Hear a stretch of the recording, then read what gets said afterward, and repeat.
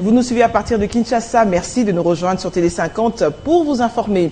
Vous le savez, ce jeudi 28 février, c'est le jour J et déjà l'heure H a sonné pour la démission du pape Benoît XVI. Et jeudi après-midi, Joseph Ratzinger a quitté le Vatican en hélicoptère pour se rendre à sa résidence d'été de Castel Gandolfo, à une trentaine de kilomètres de Rome. L'appareil qui appartient à la République italienne est orné d'un drapeau du Saint-Siège, a décollé à 16h05 GMT de l'héliport du Vatican situé sur les hauteurs du Petit État. Auparavant, le souverain pontife, qui sera officiellement d'être pape après 8 ans de pontificat, a dit ses adieux aux cardinaux jeudi après-midi et a déclaré qu'il sera obéissant à son successeur. Revenons en République démocratique du Congo avec un leadership sans vision et avide du pouvoir. Le M23 éclaté en faction est loin de parler un même langage aujourd'hui, surtout avec l'éviction de son chef politique Runiga par le responsable armé Makenga. Est-ce le début de la disparition de ce mouvement terroriste? Ses parrains l'ont-ils abandonné? Fabien Lumbala tente d'y répondre dans ce commentaire. Par sa décision signée le mercredi 27 février, qui porte destitution de Jean-Marie Runiga, président du M23.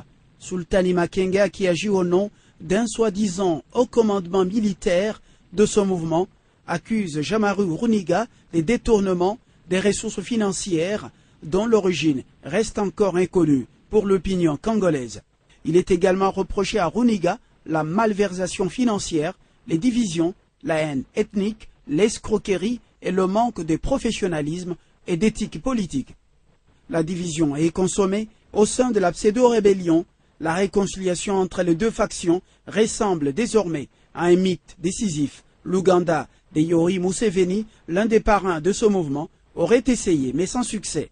Makenga, qui bénéficie de l'appui de la délégation de ce mouvement au pourparlers de Kampala, serait prêt à souscrire au schéma d'Addis Abeba sur toute éventualité d'intégration dans les institutions nationales au cas où la réconciliation l'y contraignait, apprend-on des sources concordantes. Cet imbroglio était prévisible au sein du M23, une rébellion sans vision claire, mais dont l'objectif majeur était le pillage des ressources naturelles du Congo et tuer les populations dans une brutalité sans précédent. Les deux parrains de ce mouvement désormais liés dans le cadre de l'accord cadre d'Addis Abeba n'ont plus de choix, si ce n'est celui de lâcher leurs protégés dans un contexte international qui semble les lâcher, eux aussi. Le divorce est consommé au sein du M23, vous le savez, aux dernières nouvelles. Le chef politique de ce mouvement rebelle soutenu par le Rwanda, Jean-Marie Runiga, a été même destitué de ses fonctions. Entre-temps, on signale des mouvements des troupes de cette rébellion qui seraient en train de se retirer du territoire de Rutshuru. Une situation qui crée une confusion totale. On ne sait pas réellement qui contrôle quoi? Et pour en parler, nous sommes en ligne avec le président de la société civile à Nord Kivu, M. Thomas Dakamouti. Bienvenue. D'abord, est-ce que vous confirmez ce retrait des troupes du M23 du territoire de Rutshuru? Oui, l'information elle est confirmée. Les troupes du M23 se sont retirées du territoire de Rutshuru. Pas du territoire, du chef-lieu du territoire de Kiwanja. Et ils ont pris une destination jusque-là non encore confirmée. Les uns disent qu'ils ont pris la destination de Bunagana, les autres disent qu'ils ont pris la destination du parc, donc vers Kichanga, en territoire de Massissi. Et donc l'information elle est confirmée et nous-mêmes nous disons que c'est vrai, ils se sont retirés du chef-lieu du territoire et même de Kiwanja cité. Êtes-vous en mesure de nous dire quelles peuvent être les raisons de ce retrait? Écoutez, il faut situer les raisons de ce retrait à deux niveaux. Le premier niveau, c'est ce qui s'est dit officiellement en plein air. Et le deuxième niveau, c'est le top secret du Rwanda, de l'ex-RCD, qui est celle d'envoyer une partie et laisser une autre partie continuer l'œuvre qu'ils ont commencé.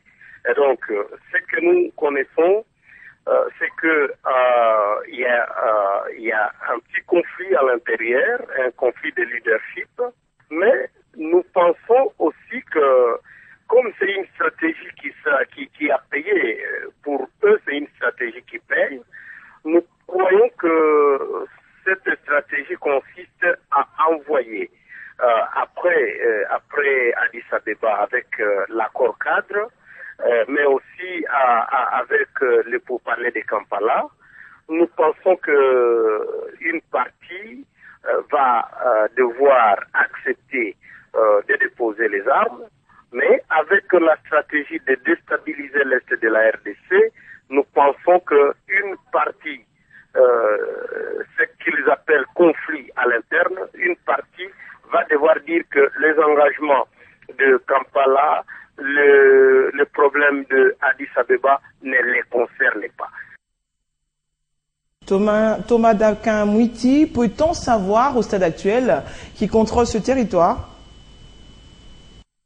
Actuellement, ce que nous avons entendu, il y a de l'imbroglio à Kiwanja, au chef-lieu du territoire, jusqu'à ce que les élèves de l'école primaire et secondaire qui ont été mécontents de ce que faisait le M23 sur le terroir se sont permis d'aller détruire le bureau de la police pour dire que ceux-là qui occupaient ce bureau peuvent revenir d'un moment à l'autre, alors il faut commencer à détruire les endroits où ils vivaient.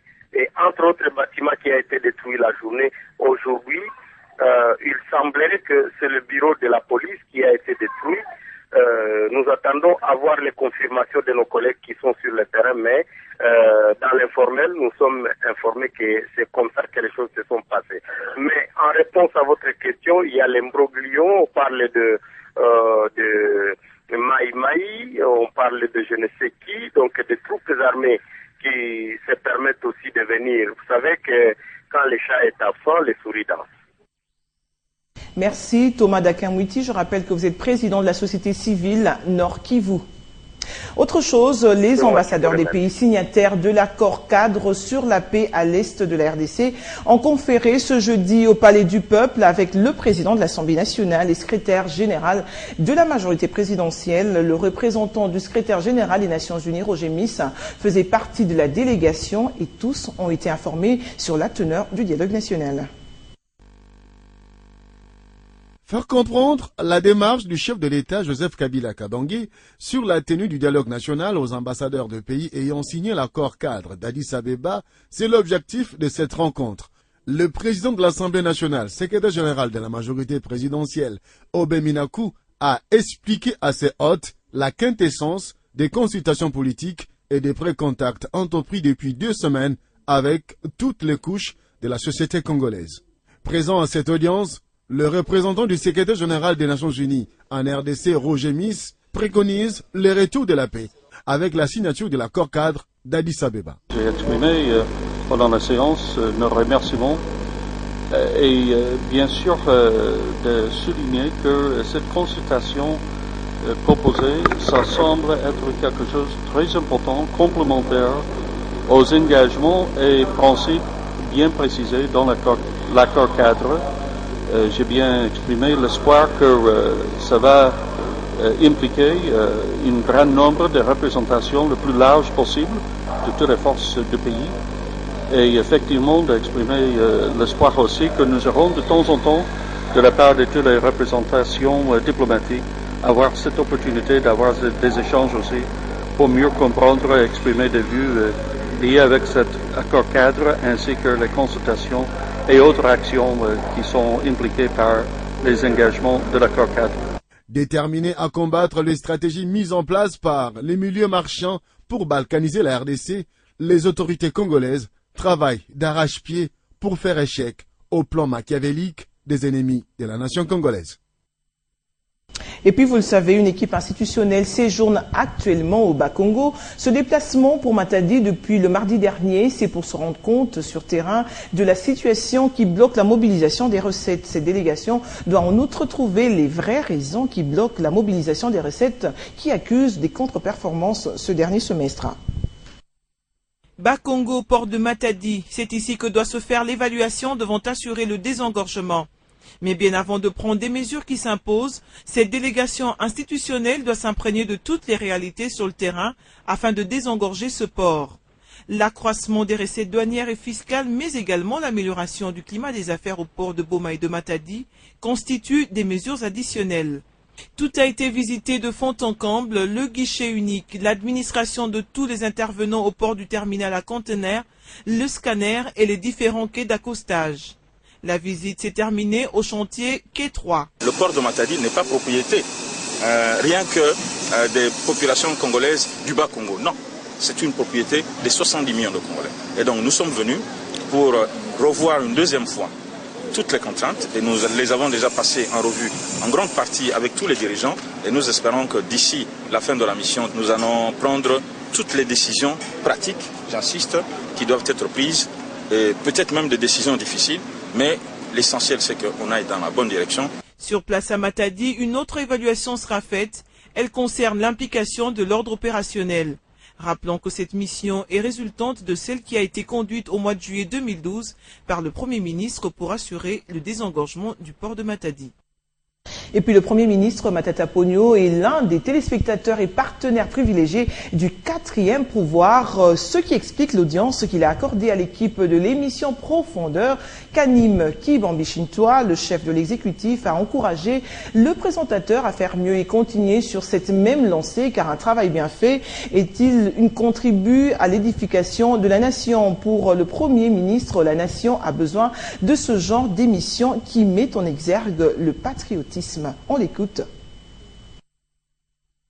Nous avons été surpris par le Premier ministre qui nous a invités ici pour nous féliciter d'abord pour la qualité de l'émission Profondeur et pour nous encourager.